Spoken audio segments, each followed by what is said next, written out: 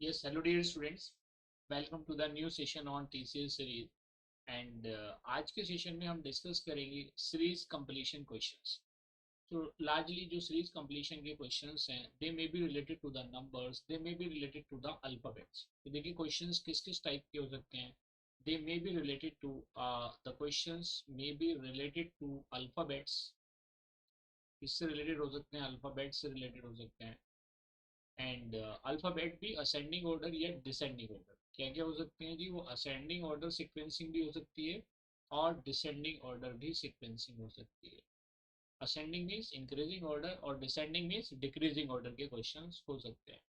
अब ये असेंडिंग में ऐसा कोई ज़रूरी नहीं है कि अगर हम असेंडिंग की बात कर रहे हैं तो असेंडिंग में भी रिलेटेड टू उसमें वो क्वेश्चंस की स्किपिंग हो सकती है. आई मीन अल्फ़ाबेट की स्किपिंग हो सकती है.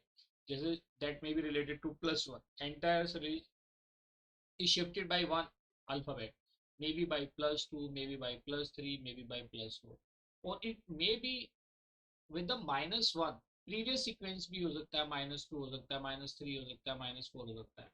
And this sequence may be alternate means that may be first में -1 किया, नेक्स्ट में +1 कर दिया, उसके ऑल्टरनेट में -1 किया फिर +1 कर दिया. इन द सेम वे वो -1 +1 की जगह -2 +2 भी हो सकता है. मान लीजिए +2 कर दिया फिर -2 कर दिया, फिर +2 कर दिया फिर -2 कर दिया. That this can be a type of sequence. ये क्या हो सकती है, सीक्वेंसिंग हो सकती है. And these sequences may sequencing may be related to the division. It might be related to the division by 2 हो सकता है. each element is divisible by 2. क्या हो सकता है जी, divisible by 2 हो सकता है. मे बी 2 हो सकता है, 3 हो सकता है, 4 हो सकता है. so similarly it can be a sequence of multiplication. क्या हो सकता है जी, sequence of multiplication होता है.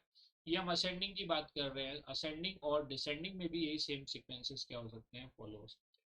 तो इन सीक्वेंसिंग की अगर मैंने बात करी है तो ये अल्फ़ाबेट से रिलेटेड है. जैसा आप जानते हैं यू आर हैविंग टोटल कितना अल्फ़ाबेट्स है आपके, you are having total alphabets कितने हैं, यू आर हैविंग से 26. और आप जानते हैं इस 26 में जो आपके वॉवेल्स हैं, वॉवेल्स आर 5. कितने हैं, 5 हैं. एंड कॉन्सोनेंट्स आर, कितने कॉन्सोनेंट्स हैं जी, कॉन्सोनेंट्स आर 20. ये सारी वैल्यूज हमारी एग्जिस्ट करती हैं. तो यही सभी आप देखेंगे अल्फ़ाबेट से रिलेटेड भी हैं. वो आपके जो नंबर सिस्टम अगर आपने स्टडी किए होंगे, लाइक नंबर सिस्टम में that may be a decimal value और it may be related to octal number, जिसमें आप क्या कहते हैं जी, ऑक्टल का बेस क्या होता है, बेस 8 होता है यहाँ पे, और इसका base you know is the base 10. ऐसी नंबर्स में भी रिलेटेड टू द हेक्साडेसिमल. ये तो आपकी स्टैंडर्ड बेस सिस्टम है जिसकी आप बात करते हैं. या इट मे बी बाइनरी. क्या हो सकता है जी, it may be a binary sequence. क्या हो सकता है, बाइनरी, जिसका बेस कितना होता है, 2 होता है. या और एनी अदर बेस के भी क्वेश्चंस हो सकते हैं. लाइक वो बेस 3 हो सकता है, 4 हो सकता है, या 5 हो सकता है, 6. जो नॉन स्टैंडर्ड बेस है वो भी उसका पार्ट हो सकते हैं. But you have to analyse that part. आपको क्या करना है, उसको एनालाइज करना है और उसी के अकॉर्डिंगली प्रॉब्लम्स को सिंप्लीफाई करना है. So these are the concepts related to the series completion questions. I hope this is clear to everybody. इसी तरीके के सीक्वेंस हैं और आप जैसे ही सीक्वेंसिंग है, आप जैसे ही सीक्वेंसिंग दो अल्फाबेट या कुछ जो नंबर्स गिवन होते हैं उनकी सीक्वेंसिंग को आप इजीली क्या कर सकते हैं, आइडेंटिफाई कर सकते हैं. So series completion को you can understand it like it is a question. The questions are similar to coding and decoding concept. ये किससे रिलेटेड है, kind of coding and decoding. कि भाई आपके पास एक नंबर है, अब आप उसको डिकोड करेंगे कि भाई नेक्स्ट नंबर किस, what is the code sequence basically. जैसे एनक्रिप्शन या एनकोडिंग होता है या उसी को आप कोडिंग भी बोल सकते हैं. तो वो सीक्वेंस आपको आइडेंटिफाई करना है. these are the kind of puzzle problem. जिसको ये किसी कैटेगरी में आते हैं, they comes into the category of reasoning. इसी कैटेगरी में आते हैं रीजनिंग. और लार्जली इससे अगर आप देखेंगे तो क्वेश्चंस वहाँ पे मिल जाते हैं. तो एक क्वेश्चन आपको इजीली मिल जाएगा.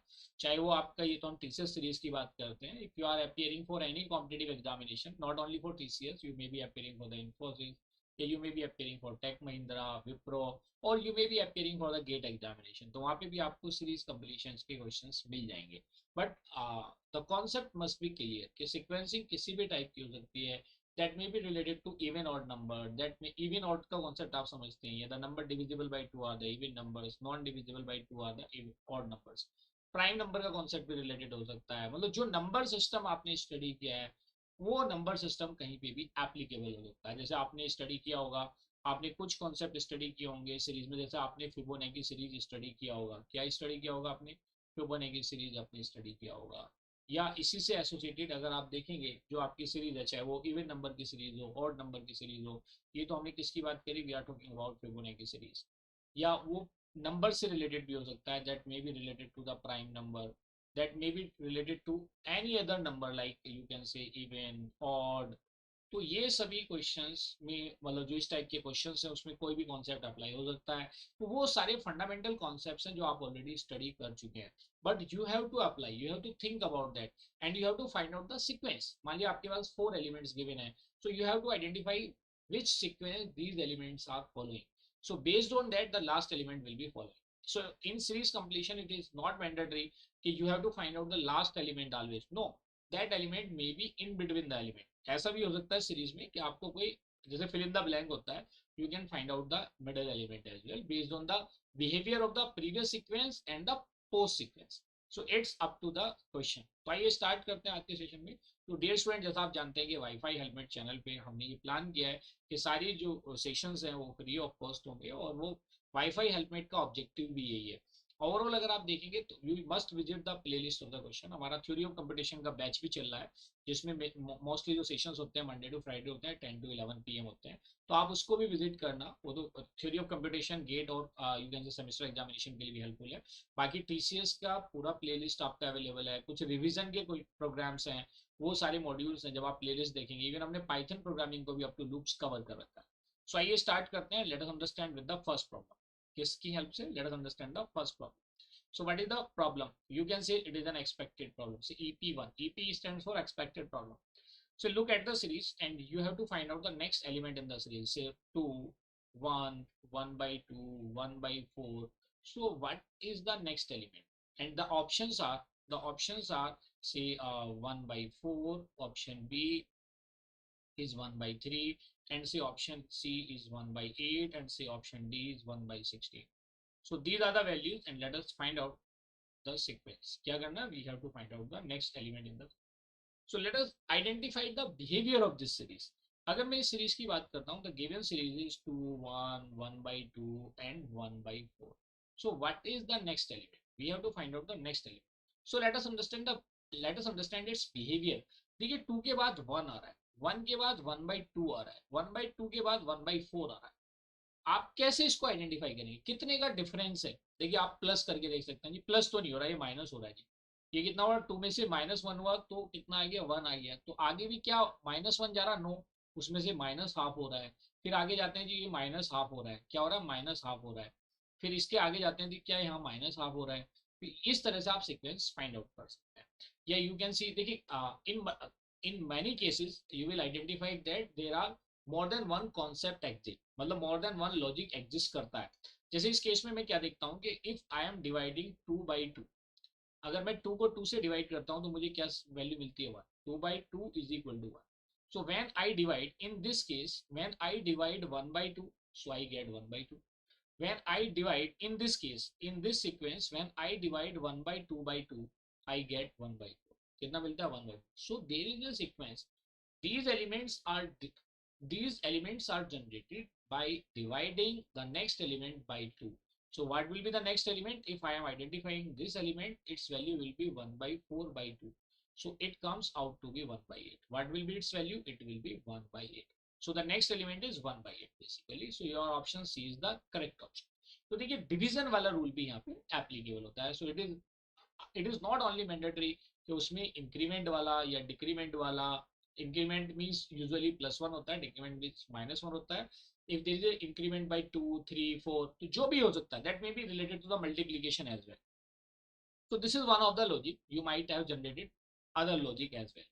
So now let us understand the next problem। Let us understand the next problem, the second problem। तो सेकंड प्रॉब्लम क्या है जी? देखिए सपोज करो आपके पास से this is EP2। EP2 stands for expected problem 2। आइए इस एक्सपेक्टेड प्रॉब्लम 2 में देखते हैं जी इसका हम सीक्वेंस कैसे आइडेंटिफाई करेंगे। So the elements are 26, then 12, and then there is a 10 and then 16। we have to find out the same, we have to find out the last element, we have to find out this element। so what is the value of this element? we need to identify it। अब देखिए इसका logic आपने buildup करना, buildup करिए आप अपने and से and you just verify आप इस वीडियो को स्टॉप करना and then you have to watch the solution because you need to become a self driver. Self driver means you become a problem solver and problem solver solving ability आपकी तभी buildup होगी जब आप खुद से practice करेंगे. You should struggle with the problem rather than finding the yeah, I am giving the option, I am giving you the option, and options are, say option A is say 50, option B is 52, option C is 53, and so option D is 56. These are the different options और इसी के basis पे हमें क्या करना है, we have to find out the solution. कैसे find out करेंगे, अब इसका लॉजिक आप बिल्डअप करिए and then you have to watch the solution. पहले आप अपना सोल्व कर लीजिए, later on you have to verify from my explanation. तो देखिए इस केस में the given elements are, say this is 26, this is 12, say this is 10, and say this is 16. Now we have to find out the sequence. What is the logic behind this sequence? कि भाई 12 26 के बाद 12 हो रहा है तो कुछ subtraction हो रहा है या डिवीजन हो रहा है. इफ यू विल आइडेंटिफाई कि भाई देयर इज अ सब्ट्रैक्शन और देयर इज अ डिवीजन, यही तो आप बोलेंगे कि सर ये कोई सब्ट्रैक्शन है या ये कोई डिवीजन है. इन द सेम वे यहाँ पे भी 12 के बाद 10 हो रहा है, सो डिक्रीज हो रही है वैल्यू, इधर देयर इज अ सब्ट्रैक्शन और division. So there are the two possibilities. अगर वैल्यूज क्या हो रही है, डिक्रीज हो रही है, if the values are decreasing, so decreasing sequence आपको क्या रिप्रेजेंट करता है, डिक्रीजिंग सीक्वेंस आपको रिप्रेजेंट करता है whether there is a subtraction और डिवीजन, क्योंकि इन दोनों ही केसेस में क्या होती है, वैल्यू रिड्यूस होती है. अगर हम कहें जी इंक्रीमेंट हो रहा है तो इंक्रीमेंट किस केस में होगा, इंक्रीमेंट आपके टू केसेस में होगा, इधर द वैल्यूज आर एडिशन, इस केस में होगा in the case of addition, और in the case of multiplication, और in the case of multiplication.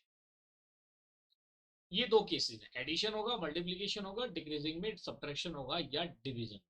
तो इसी बेसिस पे आप देखिए, क्योंकि यहाँ पे वैल्यूज क्या हो रही है, 26 के बाद 12 है, डिक्रीज हो रही है वैल्यू, ऐसी 10 हो रही है, लेकिन यहाँ पे एक बार वैल्यू क्या होगी, यहाँ पे इंक्रीज होगी. अगर आप ओवरऑल यहाँ पे देखते हैं ये वैल्यूज क्या होगी, इंक्रीज होगी, बट हमें we have to find out the next element.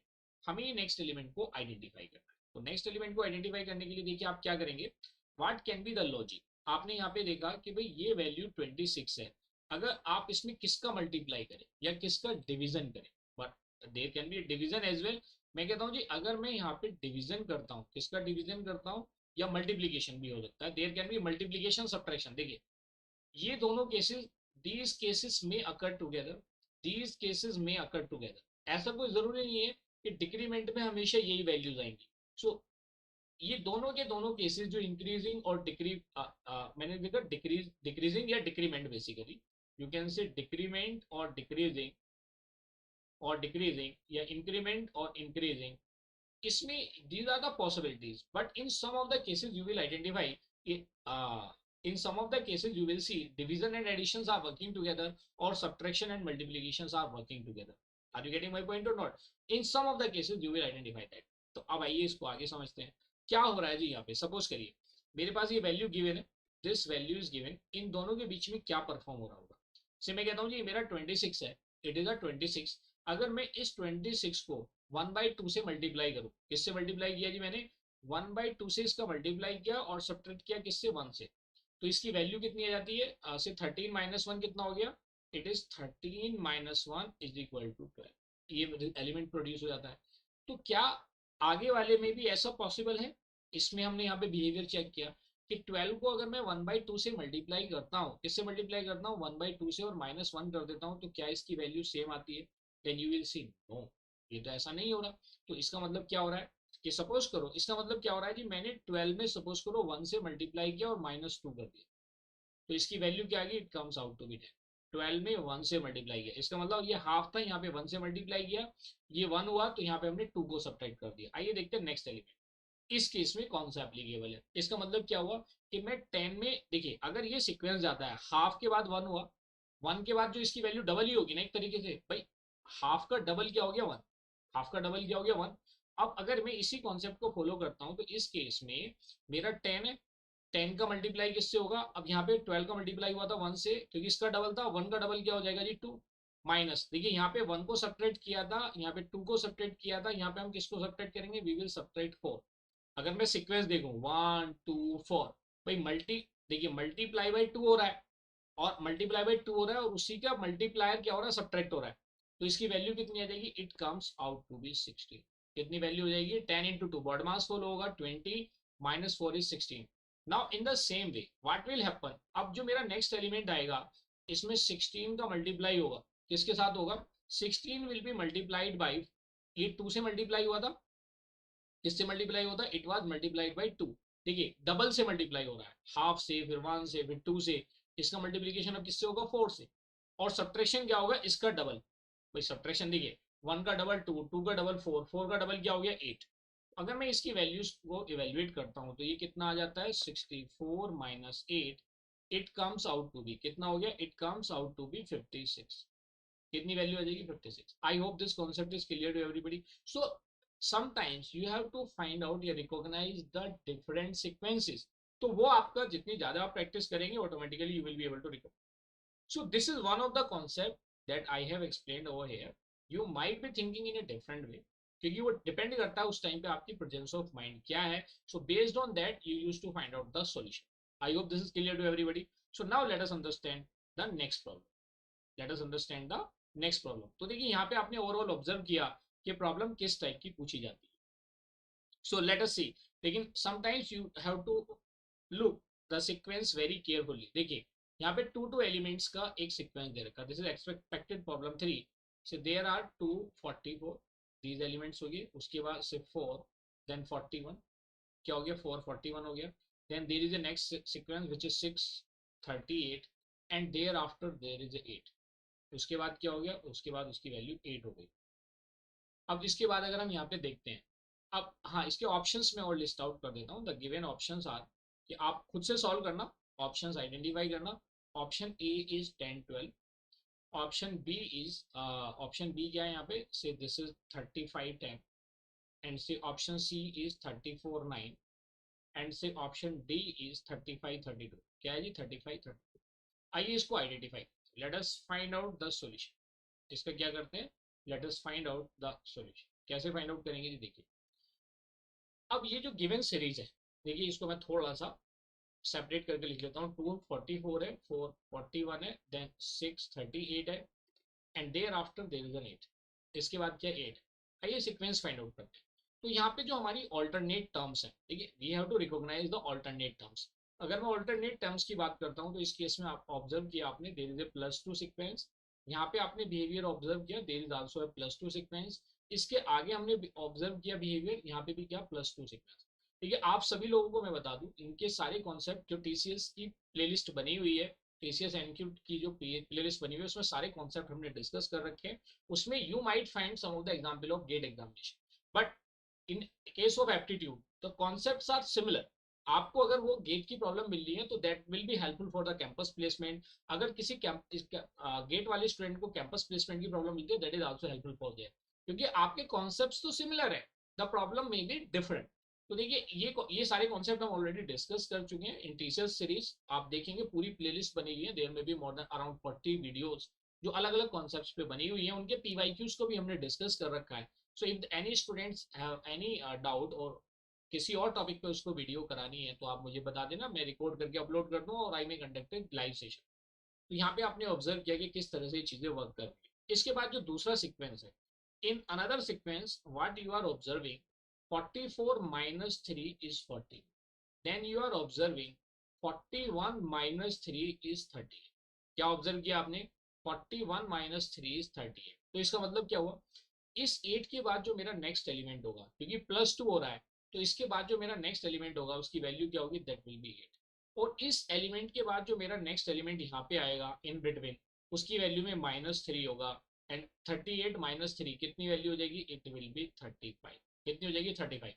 So my values are, these are 35 and 10। ये मेरी वैल्यूज क्या है, these are 35 and 10। So which option is correct, you will say sir option B is the correct. So these are the way of solving such type of problem, and I am very much sure कि आप भी अगर इस type की problem आपके examination में पूछी जाएगी तो आप इसी टाइप का कुछ लॉजिक बिल्डअप करेंगे and you will be able to solve the problem. तो जैसे मैंने प्लान आउट किया है कि अब ये सीरीज पूरी चलेगी क्योंकि आपका एग्जाम, अपकमिंग एग्जाम जो अगस्त में है, I will try to record as maximum as possible जो यू कैन से वीडियोज हैं जो प्रीवियस ईयर क्वेश्चंस को कवर करते हैं और एक्सपेक्टेड प्रॉब्लम को कवर करती है।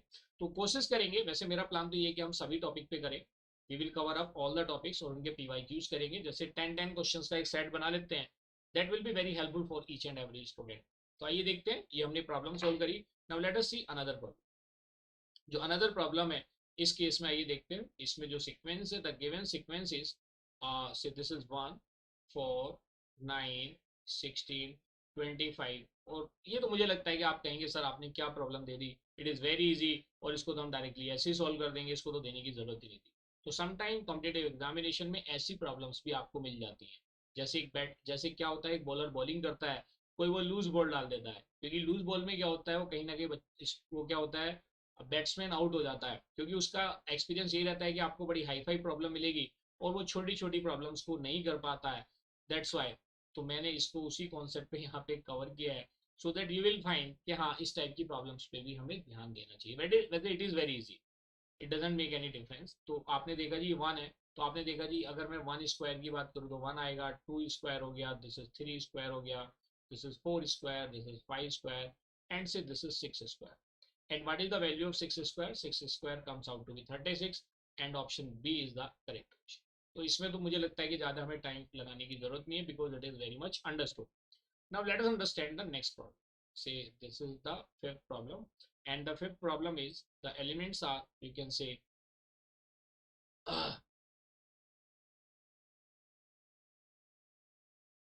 देखिए आपके कुछ एलिमेंट्स है, दिस इज 4 7 देन 12 और इसके बाद जो नेक्स्ट एलिमेंट मिसिंग है दीज आर 28 एंड देन 33। सो ये मैंडेटरी नहीं है कि हमेशा आपको लास्ट एलिमेंट ही आइडेंटिफाई करना होगा, sometimes you need to identify the middle element या इन बिटवीन द एलिमेंट भी आपको आइडेंटिफाई करना हो सकता है। इसके ऑप्शन है 24, option B 16, option C is 14 and say option D is you can say 90। ये हमारे पास डिफरेंट ऑप्शंस हैं जो गिवन है। तो चलिए इसको आप फाइंड आउट करिए इसका solution and let us see the solution. मैं अपना एक्सप्लेन कर रहा हूँ, आप वीडियो स्टॉप कर देना and then you have to solve yourself, then match the answer. तो इस केस में आप देखिए जो गिवन सीरीज है, दिस इज 4 7 12, ये मिसिंग नंबर है, this is 28 and this is 30। So let us identify the sequence. तो यहाँ पे मैं क्या ऑब्जर्व कर रहा हूँ, सिर्फ दिस इज 4 + 3 एडिशन हो रहा है, देन यहाँ पे आपने देखा 7 + 5 कितना हो गया जी, ये +5 हो रहा है। तो 3 और 5 क्या ऑड नंबर्स हैं बेसिकली। तो अब मैं यहाँ पे अगर देखता हूँ तो यहाँ पे कितने का एडिशन हो रहा है, इस केस में आपने देखा कि यहाँ पे एडिशन हो रहा है सर 11 का। किसका एडिशन हो रहा है, 11 का। तो इससे पहले जो एलिमेंट होगा उसमें कितने का एडिशन होना चाहिए, 9 का। और यहाँ पे जो एलिमेंट होगा उसमें एडिशन कितने का होना चाहिए जी, 7 का। किसका होना चाहिए, 7 का। तो देखिए 12 + 7 कितना हो गया, 19। ये वैल्यू कितनी आ गई, 19। और 19 + 9 कितना हो जाएगा, 28। इसका मतलब 19 इज द करेक्ट वैल्यू। तो option D is the correct option. So in this way you can identify the correct sequence. आप क्या कर सकते हैं, करेक्ट सीक्वेंस को आइडेंटिफाई कर सकते हैं। सो now let us consider the next problem. से मेरे पास जो नेक्स्ट प्रॉब्लम है, देखिए इसके जो एलिमेंट्स हैं, द एलिमेंट्स आर से 32 31 32 देन 29 एंड से 32 एंड देन 27 एंड से 32। ये कुछ एलिमेंट का सीक्वेंस दिया हुआ है। एंड देखिए अल्टीमेट, देखिए यू मस्ट अंडरस्टैंड कि जो कॉम्पिटिटिव एग्जामिनेशन है और जो semester examination, the objective of semester examination is to pass the maximum number of student and the objective of competitive examination is to fail the maximum number of students. And what they are getting after failing most of the students, they want the cream of the student. वो क्या find out करना चाहते हैं, cream. But वो उनका objective है कि वो क्रीम आइडेंटिफाई करना चाहते हैं, क्योंकि examination is a chance. Suppose करो you are preparing for a year और आपकी एक दिन पहले आपकी तबीयत खराब हो जाती है, but the probability is very less. Probability is क्या, वेरी लेस है। तो दैट उस केस को हम कंसिडर कर लेते हैं कि ये तो मेरा अनफॉर्चुनेट हो गया। But I will always recommend you to focus and be positive. हमेशा पॉजिटिव रहो, कोशिश करो जिस दिन एग्जामिनेशन है, मान लिया कल एग्जामिनेशन है, तो आज की रात proper sleep low. Sleeping is mandatory, क्योंकि स्लीप, प्रॉपर स्लीप से क्या होता है, हमारा मेंटल बैलेंस होता है। तो जब भी हम एप्टीट्यूड या किसी कॉम्पिटिटिव एग्जामिनेशन में अपियर करने जाते हैं, तो ये मान लो हमारा मेंटल बैलेंस मैंडेटरी है, तभी हम अच्छे से सोच पाएंगे, चीजों को कर पाएंगे। So it is very mandatory for, and I always recommend the student to sleep properly. अगर मान लिया आपका आफ्टरनून में एग्जाम है, तो you must have a proper brunch. आपका मॉर्निंग में एग्जाम है, you must have a light lunch, light breakfast, वो मैंडेटरी है। And you must have a proper sleep. दोनों ही cases very very much required. So in this case, you can understand the option given options are, say option A is 25 32. इसका हमें next element find out करना, basically we have to find out the next two elements. And say option B is 31 32, and say option C is 29 32, and say option D is 25 30.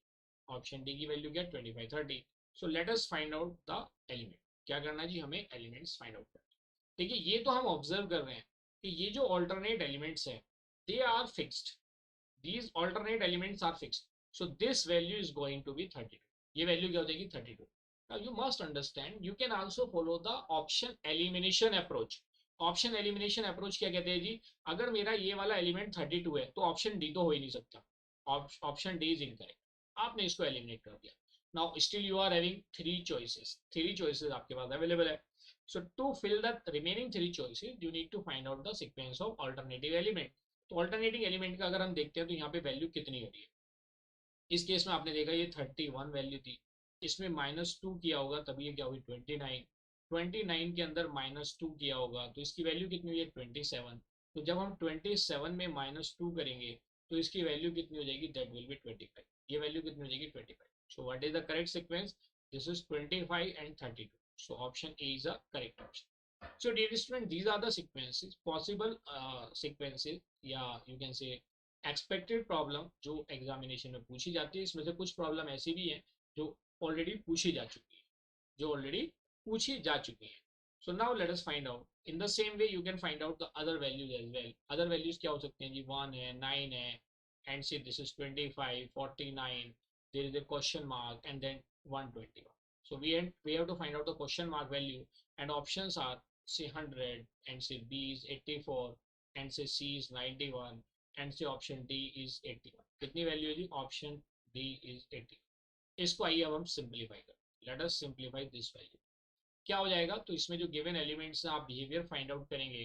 And I am very much sure कि जैसे मैंने इसको लिखा था तो आपने इसकी calculation कर ली होगी कि sir these element all these elements are the perfect square. So 1 square, 3 square, 5 square, 7 square. तो ये सारी odd elements का square है. This is the square of all odd elements. So this is 9 square. So 9 square is equal to 81. So this value is 81 and option D is the correct option. So dear student, I am very much sure कि जो भी ये concept हम study कर रहे हैं, these are very much clear to all of you. और कैसे हमें इसको simplify करना है ये भी आपको बड़े अच्छे से समझ में आ गया है कि भाई हमें इस टाइप की प्रॉब्लम को कैसे सिंप्लीफाई करना है. सो let us understand one last problem of today's session. The last problem of today's session जो भी हम एक्सपेक्टेड प्रॉब्लम में करने जा रहे हैं.